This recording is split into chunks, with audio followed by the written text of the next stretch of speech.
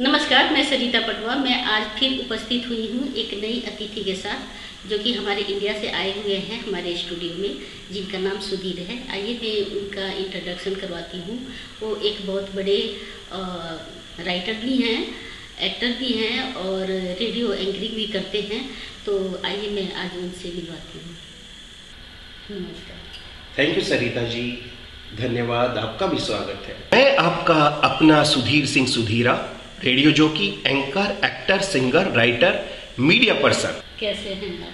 जी बिल्कुल, आप सब लोगों का आशीर्वाद है, दुआएं हैं, तो बिल्कुल ठीक हूँ। तो आप इसमें जैसे इस लाइन में आपको कब से इंटरेस्ट जगा? जब से मैंने होश संभाला तब से मतलब कुछ अलग करने की कोशिश कर रहा था, उसी वक्त से मैं।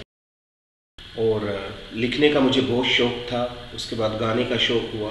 मतलब जब मेरे को याद आता है बचपन में, तो मैं उसी समय से कोशिश कर रहा हूँ कि मैं गाऊँ, कुछ लिखूँ, बस तभी से ये शुरुआत हो गई। तो अभी तक आपने कितना लिखा है, जो कि हम एक बार जानना चाहते हैं? जी बिल्कुल, मेरे लगभग 4 से 5 हज़ार वीडियोस अभी सोशल मीडिया पे हैं, जिनमें से 300 से 400 वीडियो मेरे वायरल हैं और 200 मेरे वीडियोस हैं जो मिलियन व्यूज़ क्रॉस कर चुके हैं।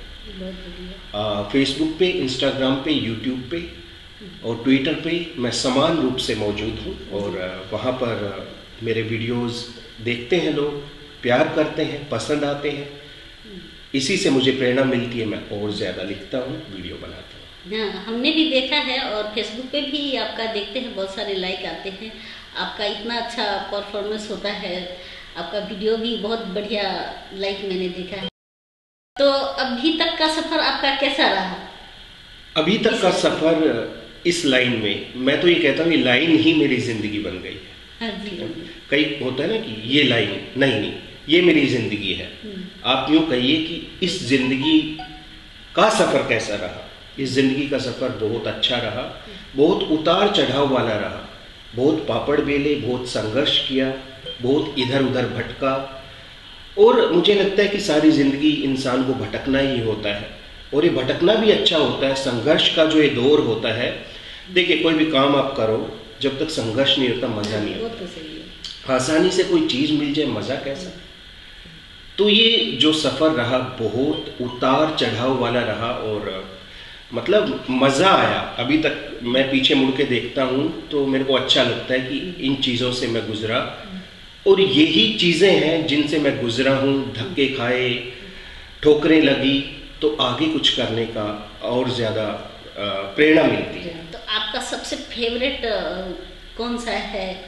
आपका कविता वैसे बहुत सारी मेरी कविताएं हैं, लेकिन एक कविता जिसे शायद बहुत ज़्यादा प्यार मिला, सबसे ज़्यादा, और जो मेरे दिल के करीब है और जो मेरी ज़िंदगी को बयां करती है, वो कविता मैं आपको सुनाना चाहता हूँ। उसकी लाइनें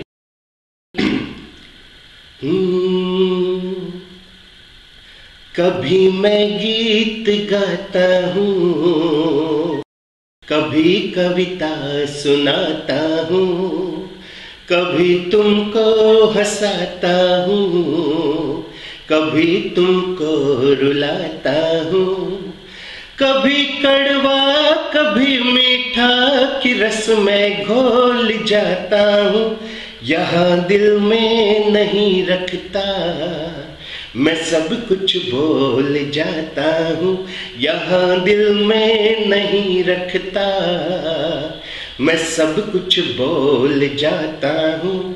और एक मेरी ज़िंदगी से जुड़ी हुई, मतलब जो मैं जिस चीज़ को फॉलो करता हूँ, इसी कविता की चंद लाइन्स हैं, वो मैं आपको बताना चाहता हूँ।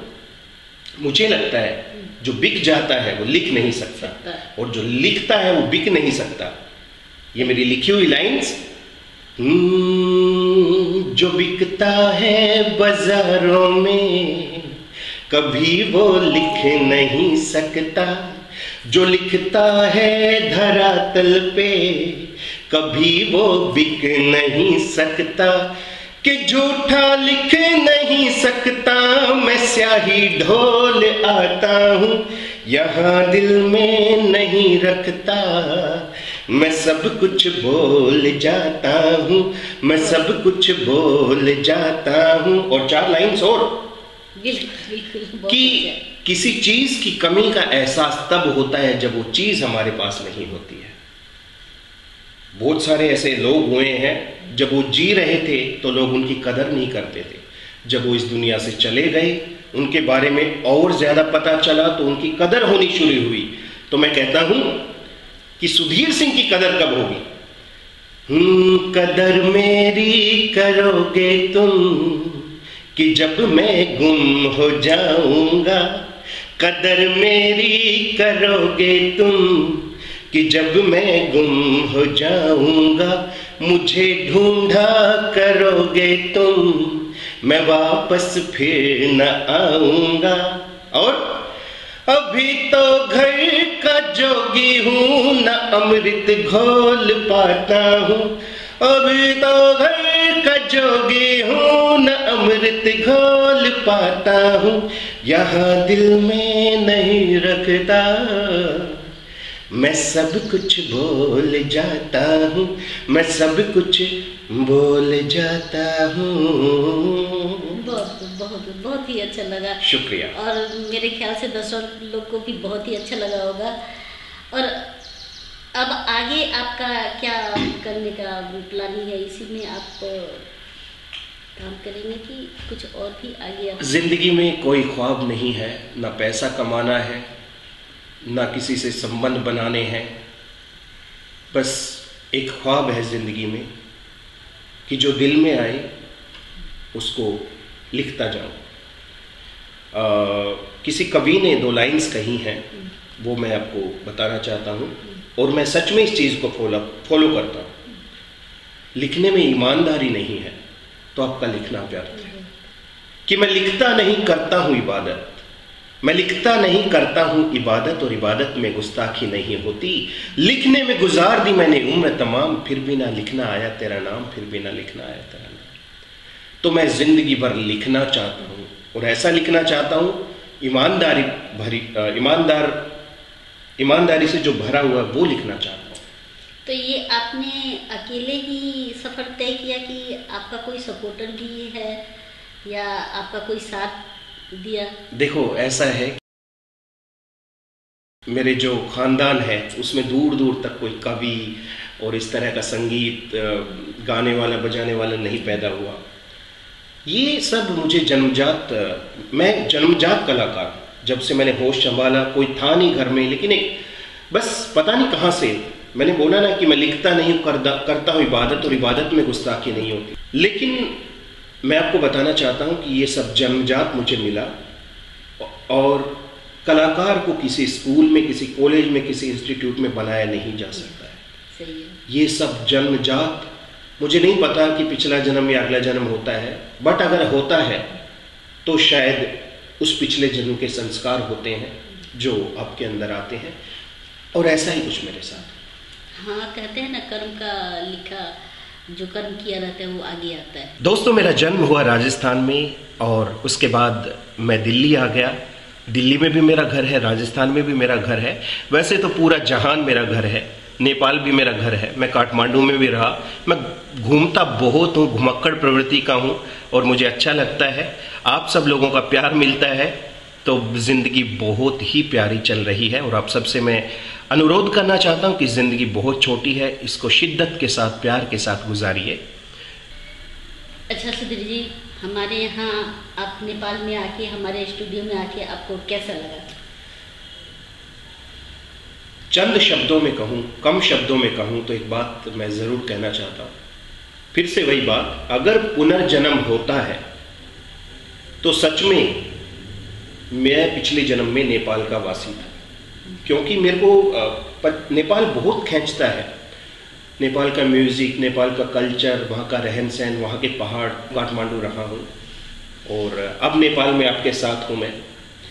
तो नेपाल एक बहुत प्यारा देश है। नेपाल की बड़ाई में मैं कुछ कहना चाहता हूँ, 2 लाइन। मेरे को नेपाली नहीं आती है, बट फिर भी मैं कोशिश करता हूँ। कोई बात नहीं। हाँ, यो गाउँको टिकटोमा यो गाउँको टिकटोमा कान्छा मेरो नाम आधे जादे गर्नु है सबले राम राम आधे जादे गर्नु है सबले राम राम। और साथ ही मैं सरिता जी का धन्यवाद देना चाहूँगा कि आप लोगों से रूबरू करवाया, उसका माध्यम बनी सरिता जी। सरिता जी पटवा फिल्म्स को निर्देशित करती हैं, चलाती हैं, तो पटवा फिल्म्स चैनल को ज़्यादा से ज़्यादा फॉलो करें, सब्सक्राइब करें, लाइक करें, शेयर करें, ताकि बेहतरीन वीडियोस आप देख सकें आपकी मोबाइल स्क्रीन पर, आपके कंप्यूटर पर, आपके गैजेट्स पर। बहुत बहुत धन्यवाद आपका। और मैं दर्शक लोग से बताना चाहूँगी कि हमारे इंडिया के भी कुछ कलाकार लोग हैं जो कि नेपाल को बहुत ही पसंद करते हैं। इसी के साथ मैं अपना कार्यक्रम यहीं पे समाप्त कर रही हूँ। नेक्स्ट एपिसोड में मैं फिर कोई नई अतिथि के साथ में उपस्थित हूँ। जी हाँ, नेपाल के सभी मेरे दोस्तों का, सभी मेरे चाहने वालों का, समस्त नेपाल को सुधीरा की तरफ से राम राम, सब लाई राम राम। तब तक के लिए नमस्कार। नमस्कार।